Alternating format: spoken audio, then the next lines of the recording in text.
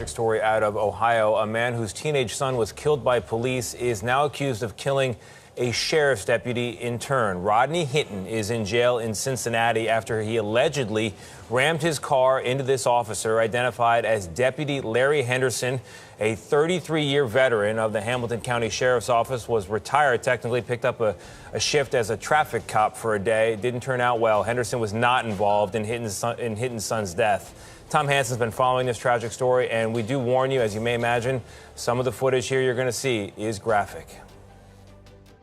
He's got a gun! He's got a gun! On your right! On your right! He's got a gun! 2 hours after watching this body cam video of officers shooting and killing 18-year-old Ryan Hinton after a police chase, officials say his father, Rodney Hinton, got into his car and purposefully drove into a sheriff's deputy directing traffic on graduation day near the University of Cincinnati, killing him. He was so well liked and so well known. We are so deeply saddened. Sheriff's deputies packed a courtroom Saturday as Rodney Hinton was charged with aggravated murder. They were there in support of the fallen deputy, now identified as Larry Henderson. I understand that there is a lot of sadness and a lot of anger in this room right now. The day before, Cincinnati police say they got a report of a stolen vehicle at this condominium complex. When officers arrived, 4 men suspected in the theft got out of the vehicle and fled. One of the men was Ryan Hinton. He was shot twice and killed by a police officer who says he pointed a gun at him. And he felt threatened for his life, and that's why he discharged his firearm. Investigators say they recovered this loaded gun from the scene allegedly found in Hinton's possession.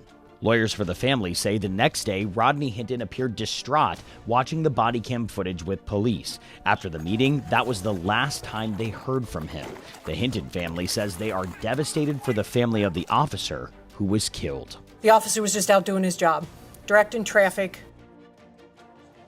Now, Deputy Henderson had recently retired but continued to work as a special deputy. Rodney Hinton is being held without bond. His public defender says he has no felonies on his record, and this was an emotionally charged situation. His next hearing is set for tomorrow, Guy.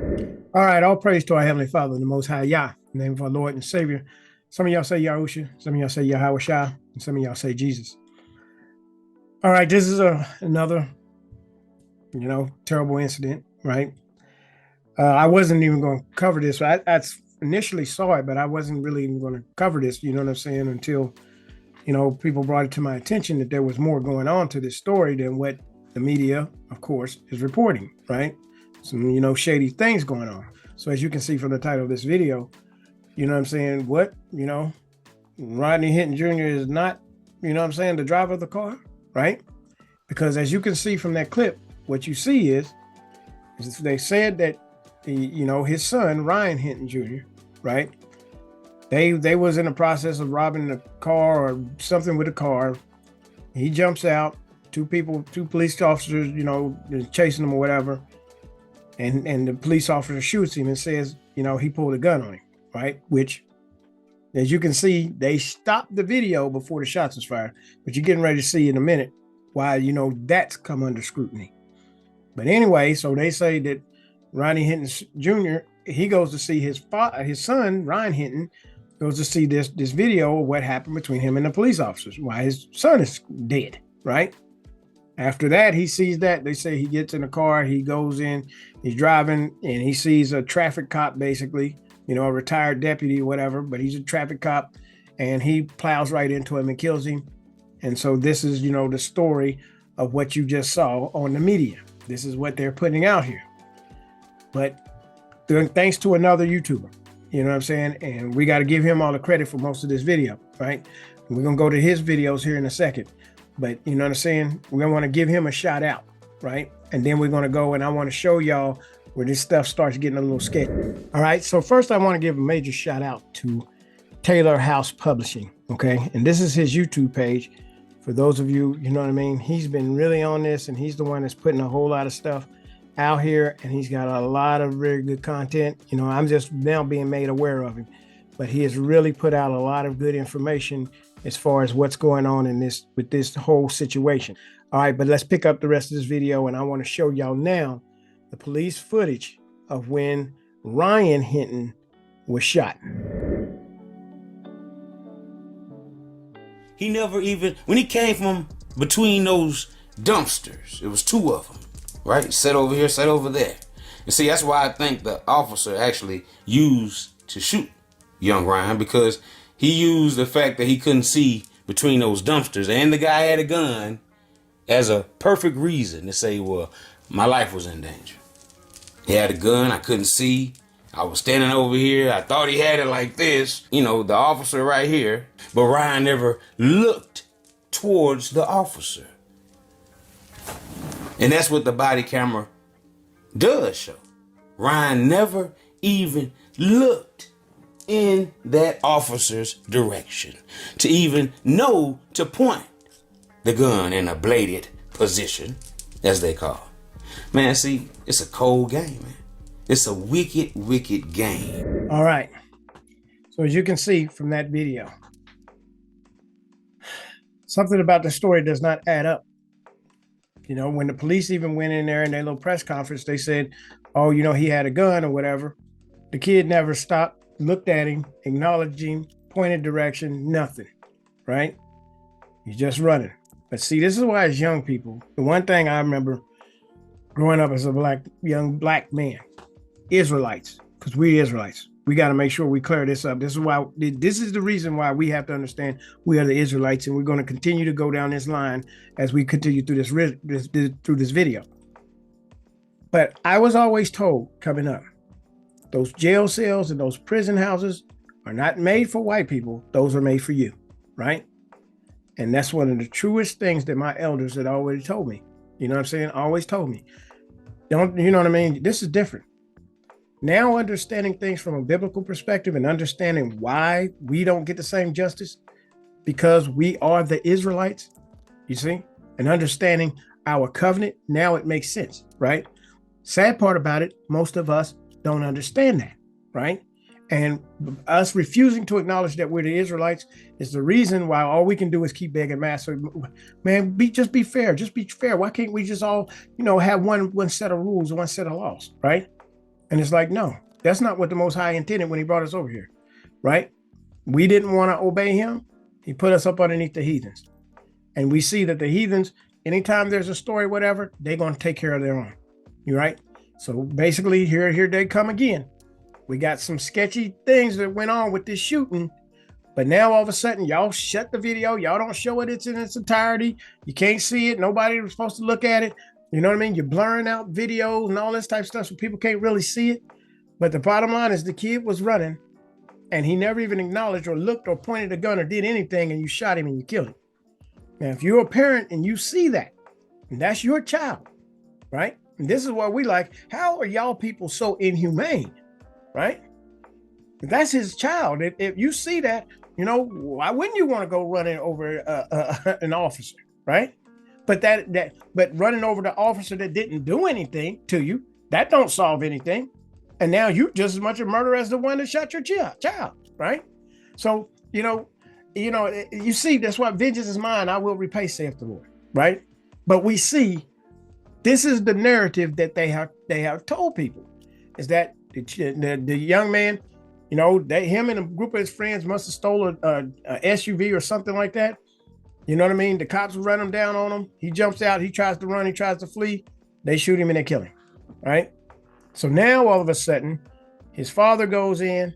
He sees this video. He's angered. He's whatever. He's driving down the street. He sees a uniformed officer. Boom, he plows right into him and he kills him. That's the official narrative of what we're being handled. Right?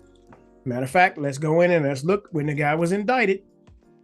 When Rodney Hinton Jr. was indicted, let's go and look and see what they said.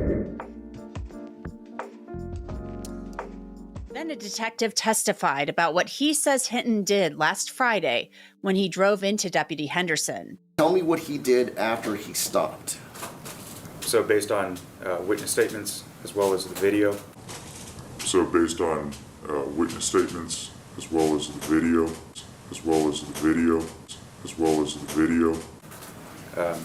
The vehicle accelerated quickly, proceeded eastbound, crossed into the oncoming lanes of traffic when there was a no longer traffic to obstruct his travel. Crossed into the oncoming lanes of traffic, went to the left of those little stanchions that are in the middle of the roadway, into the oncoming lanes, through the intersection, directly at where Deputy Henderson was standing, and struck Deputy Henderson and the metal utility pole on the northeast corner of the intersection. Okay. Were there any evidence of skid marks? No, there were no indications at any point that he tried to brake, stop, or otherwise avoid Deputy Henderson. And is that the conclusion that our accident reconstructionists have come to at this point? At this time, yes. Okay. And does it appear from your review of the video that he headed straight for Deputy Henderson? And does it appear from your review of the video that he headed straight for Deputy Henderson? And does it appear from your review of the video that he headed straight for Deputy Henderson?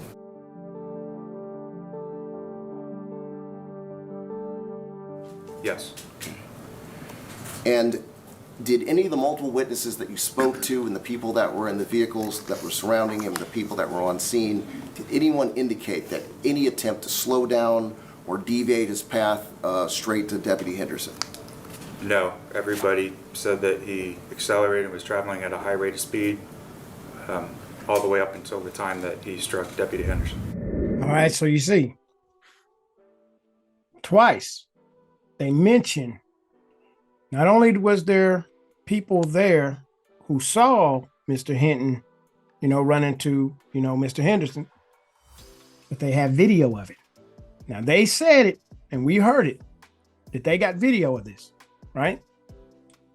So now the bottom line is, it seems like everything should be cut and dry then. If you got a video and you got eyewitness testimony of everything that happened, you know what I mean? They telling it to the public, this is what happens, right? But now, here's where the twist starts to come in. Let me show you.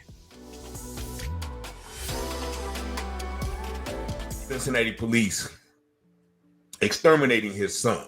But there is a major twist that just came out in the indictment of Rodney Hinton Jr. Now, I'm going to show you that indictment, but the information that I'm getting out of Cincinnati is that a woman was allegedly in the car with Rodney Hinton when the accident happened. And according to the indictment, that woman allegedly perished in the accident. Now, they just called a press conference at about 3 o'clock in which the prosecutor announced the grand jury returned these charges. And I'm going to show them to you real quick here on the screen. The grand jury, if you see right here, and I'm going to minimize myself so you guys can see the entirety of the screen. And you see the article, it says man could face the death penalty after quote unquote targeted killing of the deputy. Now, before I got the information, I read this and I said, okay, why are they charging him with 2 counts of aggravated murder? You see it. Reginald Hinton Jr., 38, was indicted Thursday on the following charges per the prosecutor, Connie Pillage. Aggravated M-word, capital death penalty, 2 counts. Murder, special felony, felonious assaults, 2 counts. The above charges stem from the May 2nd demise of Hamilton County Sheriff's Office Deputy Larry Henderson. All right, so now y'all see. Now the twist is supposedly there was a woman in the car with Rodney Hinton Jr., right? And if that's the case, why has he got 2 counts, right? So I went to Google and I went to look it up, you know what I mean, about them having 2 counts. Is that something that they do, right? Let me go show you what I found. All right, so I went to Google and typed in charging 2 counts for one, unaliving. All right. I don't know why people say that, so I'm gonna say it too. But anyway, charging 2 counts for the M word for a single victim, like first degree and second degree, is possible due to the way different levels of unaliving are defined and how prosecutors present their case, right? So, and I've heard, first degree, second degree, okay, all right. But, this is 2 counts of on the same charge, right? First degree unaliving typically requires premeditation and intent to unalive, while second degree unaliving can be committed with intent, but without premeditation. Prosecutors might charge both to cover all bases and to ensure a conviction, even if the jury doesn't find the higher charge is proven beyond a reasonable doubt. So usually it's, 2 charges and, one of a little bit lesser degree. So it'd be easier for them to get a conviction. Okay. Here's a more detailed explanation. Different theories of unaliving. First and second degree unaliving differ in the elements that must be proven. First degree unaliving often requires premeditation and intent, while second degree unaliving may only require the intent to cause harm, even if death was not the intended result. Lesser included offenses in many jurisdictions, second degree unaliving is considered a lesser included offense of first degree unaliving. This means that if the prosecution proves first degree unaliving, they've automatically proven second degree unaliving as well, right? Charging strategy. Prosecutors may charge both to give the jury the option of convicting on the higher charge, first degree, if there's enough evidence, or to convict on the lower charge if the higher second degree, if the higher charge isn't proven. So this is basically what we talked about. This is a strategic approach to ensure a conviction if possible. Example, if someone unalives someone in a heated argument, the prosecutor might charge first degree unaliving if they believe there was premeditation, and second degree unaliving if there wasn't enough evidence of premeditation. If convicted on multiple counts for the same act, the most severe sentence usually applies, right? So you see, it's not that, this is not done, but usually it's of lesser degrees, Now why, this, 2 counts for the same person, someone asked, you know what I'm saying? I don't know who this woman is, police chief or whatever she is, a spokesperson or whatever, but they asked her why there was, these 2 charges, right? These 2 counts, right? And this is what she said. And when you watch this, then it's when it's like, this is a little weird. Can you explain? There's 2 counts against one person. Yeah. So that the facts of this case, we felt were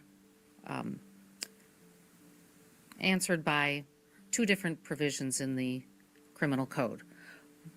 Both provisions for this type of aggravated murder are directed for instances when the victim is a law enforcement officer and the defendant either knew or should have known, in plain speak, should have known, or everybody thinks they should have known, is a law enforcement officer. So that carries for both different provisions. Then it changes. So in one provision of the revised code, the death is happening while the victim is performing his duties. The second provision of the Ohio Revised Code that we think these facts fit is that the murder happens because the defendant was looking to kill a police officer. And I believe and instructed my staff to follow these facts exactly and pursue both different sections. What in the world is she talking about? Peace and blessings, all praises to the Most High. Leviticus 19:15 says, do not pervert justice. Do not show partiality to the poor or favoritism to the rich, but judge your neighbor fairly. Now you see, this is where I'm kind of like, now, did y'all catch it? Did y'all get that vibe? It's like, why are you so squirrely? You know what I'm saying? Why you know what I mean? Most people, they go up there and yes, this is the reason why I'm based off this. They know it and they spit it out, whatever. She's sitting up there like, well, and I believe, and it's like, who is she? What y'all got her up here for, right? You know, she act like she don't even know what she's talking about. She's scared, like she's making stuff up. It's just, and it really seemed weird, So it's like, are you in some cover-up mode? Because this ain't normal behavior. Usually why you charging somebody with 2 counts or whatever, and you just come right out and spit it out. But you know what I mean? You sitting up here acting like you having a hard time, remembering what to say, right? But anyway, the brother, who like I told you, he's, shout out to him. He's the one that's putting all this stuff out, and he brought up the scripture. He brought up a good scripture, about Leviticus, about judging, fairly and being righteous. But see, here's the one thing that we have to understand, right? When you read the book of Leviticus, you're reading what the Most High said to the children of Israel when we were to go into the land of Canaan. And he said, I'm promising this land to you. Here is the laws of how y'all are to run this kingdom. You see? So this is the way we were supposed to run our society. We go and read the books of the Bible, and then we try to apply it to America. America is not the children of Israel, right? America is the heathen, the Gentile, right? We, the children of Israel, because we didn't want to do things the way the Most High said, he kicked us out and put us underneath the heathen. The heathen does not rule righteously. This is the reason why we are constantly crying out in our affliction, this ain't fair. This ain't fair, right? So now let's go and look at the scripture that the brother brought up. And then we're going to go and look at, the covenant that we always talk about in Leviticus, of talking about judgment in Leviticus chapter 26. Leviticus chapter 19, verse 15, as the brother properly quoted, right? You shall do no unrighteousness in judgment. Thou shalt not respect the person of the poor, nor honor the person of the mighty, but in righteousness shalt thou judge thy neighbor. So you're supposed to do everything fairly, right? And this is the one thing that we have always said, being the children of the enslaved people who were taking over here and brought into this country. Your judgment is not just. It's not righteous, right? Because you will take bribes and you will give favor to your people, and you will render, faulty and felonious judgment against us, even when we are innocent, right? And why does this happen is the reason why we cry out, and this is like, this ain't fair, this ain't right, this ain't fair. Why are we here? Why is this happening? But this is why we needed to know who we are, right? So we could understand why we get these unjust and unrighteous judgments against us in the lands of our captivity. Now let's go to Leviticus chapter 26. All right, so when we go to Leviticus chapter 26, this is what it says. You shall make no idols nor graven image, neither rear you up a standing image, neither shall you set up an image of stone in your land to bow down unto it. For I am the Lord your God, right?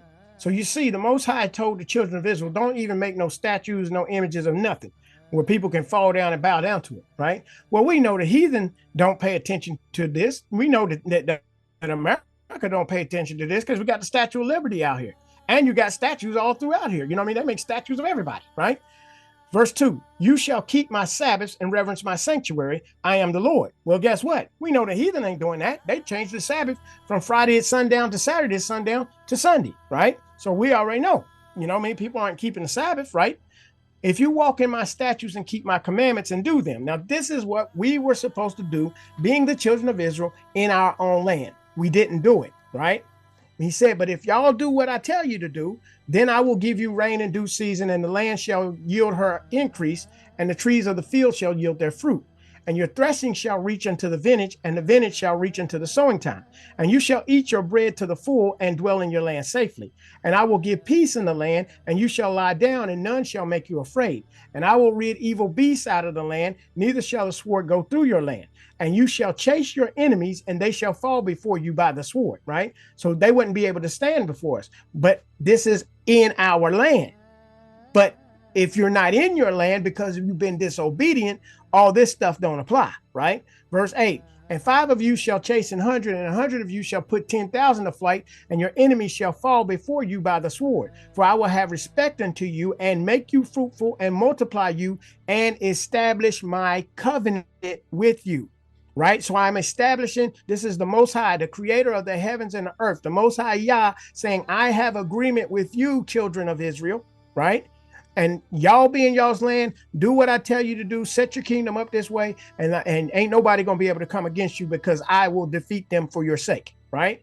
Verse 10, and you shall eat the old store and bring forth the old store because of the new, and I set my tabernacle among you, and my soul shall not abhor you. So I won't have a beef with y'all, right? And I will walk among you and will be your God, and you shall be my people. I am the Lord your God, which brought you forth out of the land of Egypt, that you should not be their bondmen, right? So I didn't leave y'all down in Egypt when they was oppressing y'all so that y'all would be their slaves, right?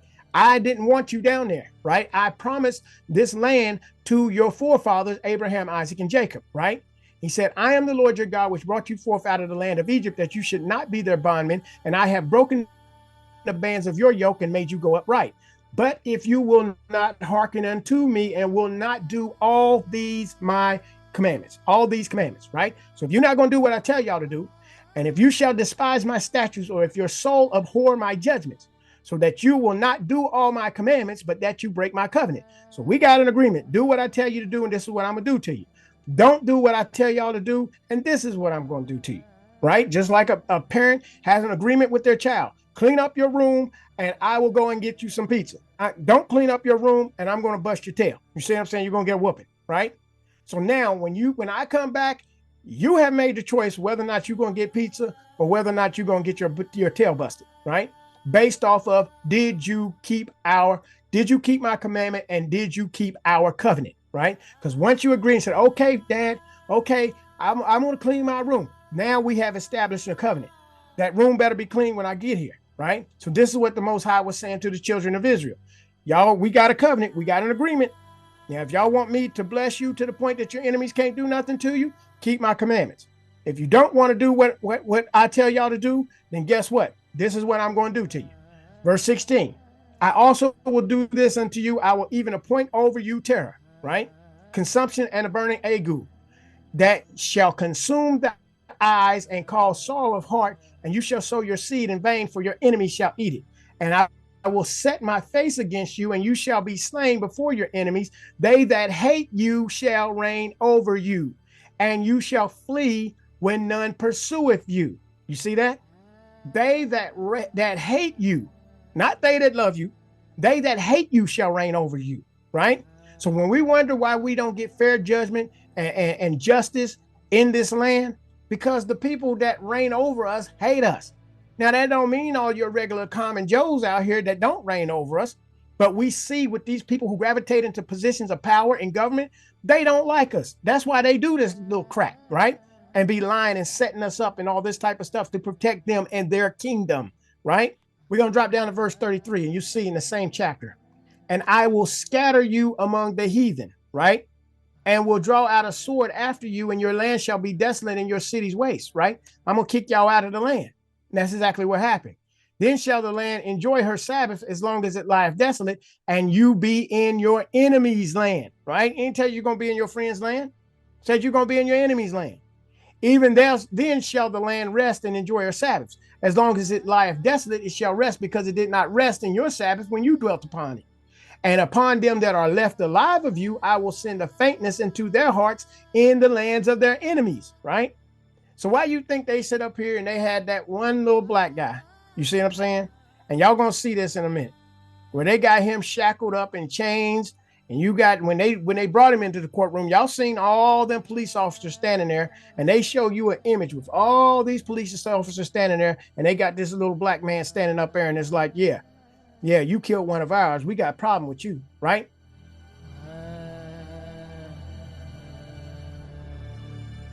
Does that not remind you of slavery, right? Does that not show you the same thing? Y'all gonna see it here in a minute. But anyway, this is what he said.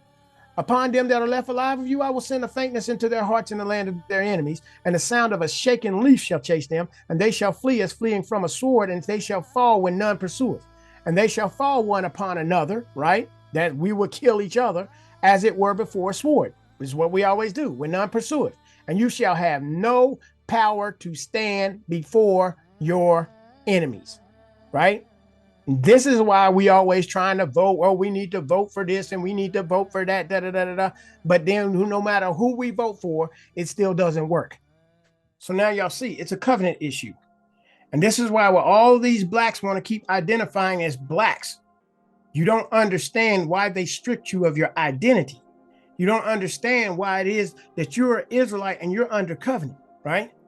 And until we understand that, and until we realize, you know what I'm saying, the Most High got us over here for disobedience, and this is the reason why he allows these heathens to punish us and chastise us like he allows them to do, right? Until we return back to him. Until we say, you know what, Father, we have sinned, we have trespassed, have mercy on us, forgive us. You see what I'm saying? See, these people have taught us sin. That's why they push all that stuff into our communities, right? About fornication and eating things we ain't supposed to eat and not keeping the Sabbaths and doing all that kind of stuff. Because when we do that and we're not under Christ, then we get the curse of the law. We're going to get punished for that. You see what I'm saying? And the wages of sin is death, right? So this is why we have to come to Christ and accept Christ so that we can have redemption from being under the curse of the law, right? But nobody in church is telling us and explaining this stuff to us. They just tell us to go out here, you know what I mean, and vote.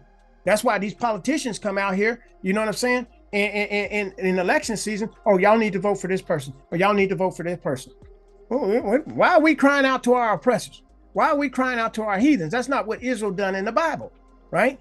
We need to cry out to the Most High and say, look at what these people have done to us. They set stumbling blocks for us. They try to get us into sin. They try to steal us of our identity so we can't understand we have a covenant with you. And they're trying to separate us from you, right? And now we're here over here in this land without any hope. You know what I mean? And they continue to render unjust judgments on us, right? But now, like we're going back to the Rodney Hinton Jr. Issue, okay? You seen, they told everybody that, you know what, he got mad because the police officer shot his son, so he went and took vengeance. That's the story they put out here. But according to this one YouTuber, he's getting information from the people that are down there in Cincinnati that there was another driver in the car and that there was more to this and they're covering things up. Now let's go back and let me show y'all some more of some of his clips from his videos. You see that he's charged with 2 counts of aggravated murder. Now, why is he charged with 2 counts? Because from the information that I've gotten from a couple of sources, there was a woman in the car with him. Now, this happened on May the 2nd. Why are we just finding this out on May the 8th? That's what I've been telling you the whole time. They don't tell you all the story. They're covering up. So if they've been covering this part up for 6 days, imagine what else they've been covering up, especially in the demise of Ryan Hinton. Now, it was also told to me that the lady was the one driving the vehicle. Yes, the lady was the one driving the vehicle. Now, if you see that video with our brother getting booked, he definitely looks disheveled, out of the way. After being taken to the hospital to be checked out, Rodney Hinton was taken to the police department to be interviewed by Cincinnati police detectives who would investigate Deputy Henderson's death. Then it was time for him to be taken to jail after being charged with aggravated murder. We're going to get you where you're going, okay?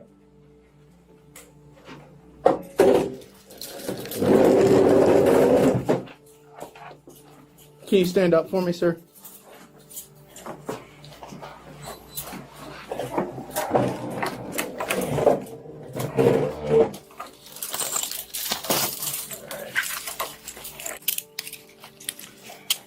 Are you able to stand on your own? Try. Good warmed up here. Here, use this hand to hold you. I'm gonna put this hand in a cuff.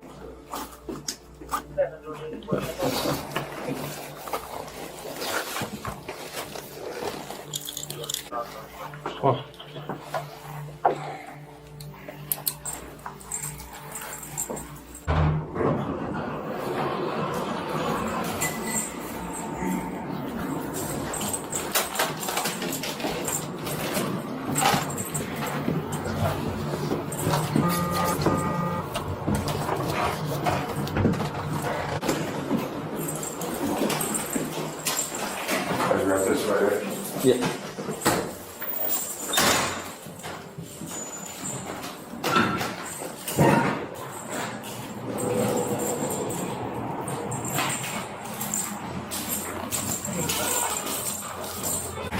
All right, easiest way is just turn around and slide down.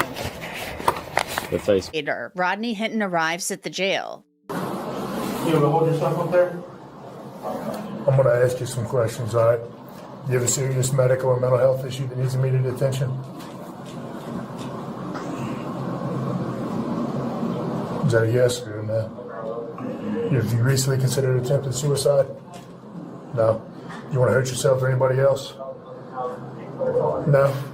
Currently taking an addictive substance on opioid therapy? Had any radiation or chemotherapy the past 6 months? You have a pacemaker? You have anything on you that'll cut us or stick us? You have anything on you at all? Okay. We're gonna pat you down real quick. Have you ever been here before? No. What all you got going on? I see you got the hospital gown. You're in Claremont County, buddy. All right, so y'all see, he clearly is not in a good state of being, you know what I'm saying? Whether it be mentally or physically, right? You know, now you run into a pole, of course you may be so sore and whatever, but he's in the hospital and the hospital then released him. You know, they come in there, he's halfway out of it, you know what I mean? They put shackles and chains all on him, and you see, you know, you got all these police officers walking him around, and then when they go to check him, book him into the jail, he's like, sir, I don't even know where I'm at, right? He ain't got a clue about what's going on. We don't know if they drugged that man. We don't know what happened to that dude, right? But the bottom line is then, you know what I mean? You know, they bring him before, you know, the judge, you know what I'm saying? You got all those police officers in there. You know what I'm saying? You got the media and all this type of stuff in here. And now y'all sitting up here and y'all showing, it's awful funny. Y'all get those cameras in there when y'all want to show one of us, you know what I mean? But, you know, the dude that shot his son, y'all ain't none of that come out. Y'all still ain't said nothing about that. So that goes to show you they have a motive. They do have a motive, right? Because if you get found out for, you know, unaliving his son, you are going to have to pay, right? You see what I'm saying? But how do you get that out? How do you get that out of public attention? You know what I'm saying? How do you get that out the media? This portion of the story trumps all that. You see what I'm saying? This portion of the story, now all of a sudden, oh, he ran over the child. I mean, he ran over the cop, you know, and all this. And, oh, you know, can you believe this cop killer did this, you know, because he's claiming his son did this and whatever. And that's why I'm so sick of this Black Lives Matter and the police and whatever. His son, you didn't have no business stealing that car in the first place. And that's the reason why all this happened. True. But the fact that you shot the son, father, if he did react, if it was him, you're just saying that he did react to that. Don't sit up here and act like it's not understandable, right? Because he's lost his son. Now he's in a state where, you know what I mean, whether he didn't have this accident, this, you know, ran into a pole, whatever, right? He's clearly not in his right mind and all this. And you ask him questions, he barely get answered and whatever, right? So there's no telling what happened to him from the time they took him into custody, right? But anyway, this is where it even gets more. You think that's squirrely, the woman with the dog. Okay, yeah. Well, what about this woman that you say may be driving a car? Where's all this coming from? This is where it really gets like, nah. Something about this is not adding up. We need to see them videos now.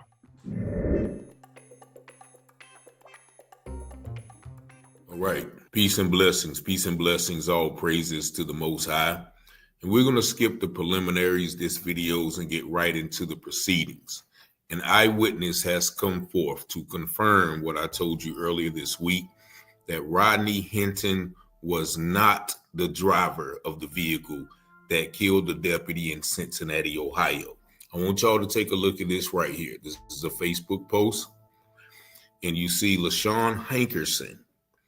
And she is the eyewitness who saw it. You see her reply, I promise to God, I made a post and everything. The man was unconscious in the passenger seat and it was an older lady driving. They kept asking who the driver was. She kept hysterically crying and falling out like she was in shock. She did that. They are trying to do that man in. I literally tried to get him out the car. He was stuck and not clean out, airbags out and all. And I'm going to show you another couple of posts from that same Facebook thread. Now, remember last week I told you that I received some inside information from a couple of sources that said there was a lady driving that vehicle that killed the deputy in Cincinnati after Rodney Hinton Jr. left the police department. Now, this post also pokes holes in the DA's, the police, the sheriff's theory and their timeline that they released to the public after indicting him on the charges and saying that they were going to seek the death penalty for our young brother. Now, after LaShawn made this post, the girl asked her, look, why don't you go down there and tell them what you saw? And this is her response. No love, Tila. If they aren't using cameras for evidence, they sure TF aren't going to listen to a black woman with a record. It was several of us right there that witnessed this ish. They didn't even care about the dude in the car. Me and one other lady was trying to help him. They didn't care about the black dude, only the officer. And again, I'm going to show you her original post.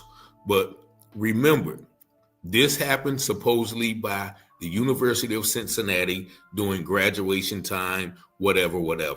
And she made a valid point. If all of this happened, where are the cameras? Where are the stoplight cameras? Where are the cameras from the associated business or the business in close proximity? Where are the satellite cameras? All of these times that we see accidents and people running from the police and accidents at traffic stops and people running people over, there's always video footage.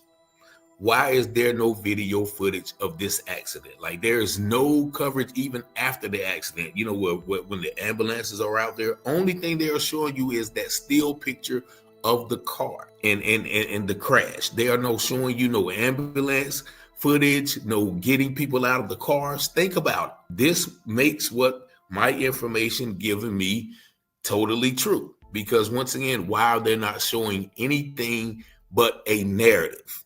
And this is the original post that the young lady put up. Now, I think this has since been taken down. She said, I was literally right there with my effing kids in the car, I assume, with me. I got out to help once I seen I could not do anything. I started crying and this other lady was praying and grabbed my arm and wrist. And we both started praying while looking at the sheriff. And it was an old lady driving, not no dude. They are lying. This is sad. Now, this is her sharing the post of, that news post that highlighted the crash. Look at that. That's all we have seen. Now, mind you, this is probably from a video. This still shot is in the air. So this is probably from a video, a stop camera light, a satellite video. So why are they not, we have to ask ourselves, why are they not showing us any video proof of the accident? And we have them on record saying that there was video and there was eyewitness testimonies, right? Now, where this woman is, we need to pray for her, right? Because they'll try to take her out, try to find her, try to take her out. She took her post down and all this type of stuff. And now the bottom line is, because, they are being found out and this stuff is going on. Because if they're lying about this, then that means y'all trying to set this man, his dad up, to cover up so that y'all don't have to pay the family any type of money for, that officer unaliving his son unjustly, right? Because he ain't pointing no gun at him, right? But now what y'all are doing is y'all, if this is true, Now, I don't know. I wasn't there, so I can't say, whether or not this is true or not. But we do know on record, y'all said y'all have a video of this, right? So if y'all have the video, surely you got the video, the video is still going when the time y'all had to move whoever is in that car, y'all had to remove him out of the car. So if he was in the passenger side, that means somebody was in the driver's side, right? So where's the video of them removing, Hinton Jr. out of the car? You see what I'm saying? What side of the car did you remove him from? Was it from the driver's side or was it from the passenger side? You see? But this is what we have to understand. Again, being the children of Israel, right? We can't expect justice to come from these people. They need us to be at the bottom. They need us to be in shackles and chains and taken to the prison so that they get free labor out of us. It's still slavery. It's the same thing. We're in captivity. They just use us to do something unlawful. That's why we don't know the laws of the land, right? They don't even teach you that. You go out here and break the law. They put drugs into your community to make you want to rob and steal, you know what I'm saying? Or sell drugs, you know what I'm saying? So you do any of these things unlawful, they're going to throw your butt in jail. And when they throw you in jail, they're going to get free labor out of you. It's like putting you right back on the plantation. You see? So, you know what I mean? It ain't nothing new. And then when you try to run away, what do? Right? They come in, they put you in shackles and chains. They bring all the policemen out there, you know what I'm saying? And then they show everybody, yeah, we rule over you, right?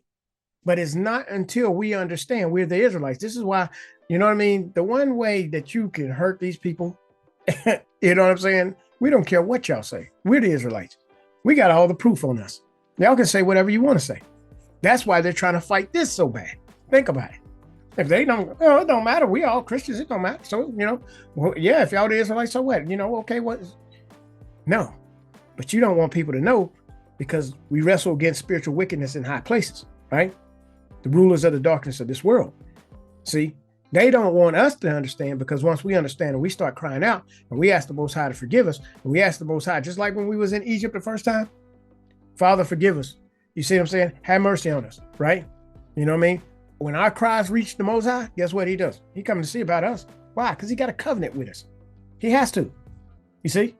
So all this stuff just tells us who we are. But once we understand who we are, now we start praying. Lord, you know what I'm saying?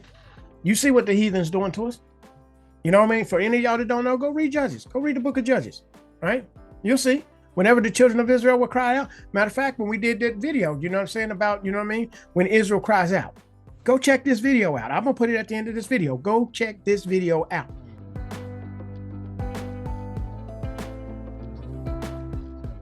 Right? Because when Israel cries out, the Most High, that's all he's waiting on. That's who Christ is coming back for. You see? And then after that, they know they're in trouble. They get judged next. So, again, we need to be praying. You know, pray for the Most High to look into this situation. All of us. You know what I'm saying?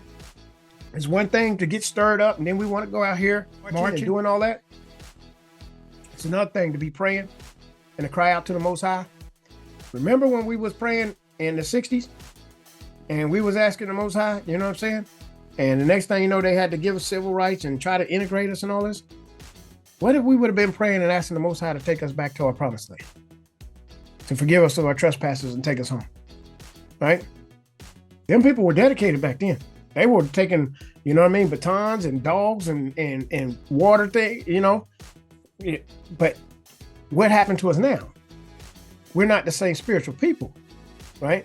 And so when the affliction keeps coming upon us, when it gets worse for us, all these people talking about Trump gonna do this and Trump this and da-da-da. The Most High is gonna do that. He's going to raise up a Pharaoh over top of you that's going to afflict you even more until you cry out. You see? Until you stop putting your trust in man. Until you acknowledge the transgressions of the covenant and you seek the face of the Most High and say, Father, forgive us for we have sinned. You know what I'm saying? And come get us out of the places of our captivity. Remember, you promised to restore us and bring us back. You see what I'm saying? All these people want to be talking about, oh, they want reparations. Did a video on that too. Want reparations? No, you want restoration. You want to get out of here. Get away from the heathen, right? So we can get back to the place where we're supposed to be. We're supposed to be the head of the nation, teaching these people. See, that's the reason why now you see what the brother is teaching about Leviticus. You know what I'm saying? You're supposed to be just in your whatever. Da, da, da. Yeah, but that's what we were supposed to be teaching people. We're supposed to have our kingdom set up to the point these other nations come in and say, this is the reason why y'all stuff is out of order. But see, now then our affliction, now we want to go back to the law and say, this is why you got to keep the law. This is why you got to do this, whatever, right? But this is what I'm saying. We got to continue, seek the face of the Most High. And those of us who know now, we know what this is all about. Keep crying out. Keep crying out. You know what I'm saying? I don't care how good you're doing in this country. You're still in captivity. Keep crying out. We want the Most High to come and get us out of the bondage of this country and let these people now get their judgments next, right? When they realize we ain't playing no more and we ain't trying to be your friends, we willing to separate from y'all if that's what's got to happen, then that's when they're going to start trying to cleave to us. Whoa, where y'all going? Why you think anytime we get together and start whatever? That's why I said they'll be all in this comment section, spying and trying to see what we're talking about, right? Because they know. They done read the book. They know what time it is, right? We just got to know it. Now we do. So what do we do about it? We pray. Cry out. Till we meet again. Thanks y'all for watching. Most High bless each and every one of you. Shalom.